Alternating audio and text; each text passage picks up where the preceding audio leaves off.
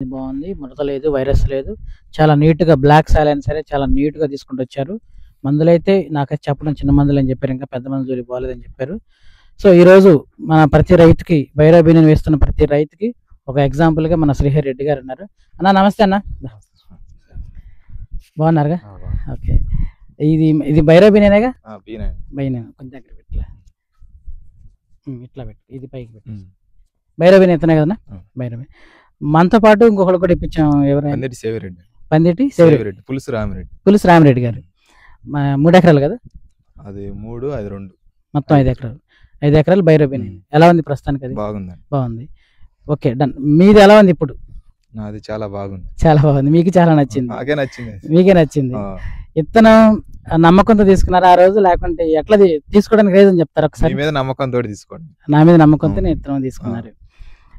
అంటే ఒక 4 years నుంచి మంచి పరిచయం అండి అన్నయ్య గారు. మందులు సలహాలు సూచనలు చెప్తుంటాను. అన్నకు ఐడియా ఉంది, చెప్తూనే ఉంటాడు, చేస్తూనే ఉంటాడు. బట్ అప్పుడప్పుడు మనం ఓవరాల్గా ఆంధ్ర తెలంగాణ తిరుగుతుంటాం కాబట్టి ఏమన్నా ఉపయోగపడే అవకాశాలు సలహాలు ఉంటాయని చెప్పేసి అడుగుతుంటారు, చెప్తుంటాను. తర్వాత ఇక ఇద్దరం ఏదో ఉన్నటువంటి మంచి బాండింగ్ కాన్ఫిడెంట్తో సీడ్ కూడా సెలెక్షన్ చేసి చెప్తుంటాను. ఈ సంవత్సరం చెప్పాను, కళ్ళు మూసుకొని వేసుకున్నా, ఎక్సలెంట్గా ఉంటుందని చెప్పాను. చెప్పినట్టు ఇక్కడ కనబడుతుంది. అవునా కదండి? కనబడుతుంది.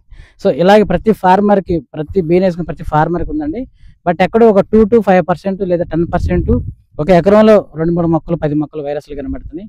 అవి తీసి పక్కనేయండి. తీసేసి తీసిన మొక్క పీకిన దగ్గర మట్టి కూడా ఒక పారతో తీసేసి బచ్చితో దూరం పడేసి అక్కడ కొత్త మట్టి వేసి పెడితే ఒక మొక్క పెట్టండి. లేకుంటే అది ఖాళీ వదిలేసినా మనకి ఇబ్బంది లేదు, ఏది విపరీతంగా ఉంటే. సో అలాగే ఇప్పుడు మన రైతు మెయింటెనెన్స్ కూడా అడుగుదాం. ఇక్కడైతే మరి వైరస్ కనపడిందన్న మనకన్నా? కొంచెం దగ్గర పెట్టి, ఇది కొంచెం స్లోగా లాగింది. డబ్బులు వేస్ట్ కానీ అనవసరం ఇది కొన్న. ఇంతవరకు అయితే వైరస్ మొక్క లేదు.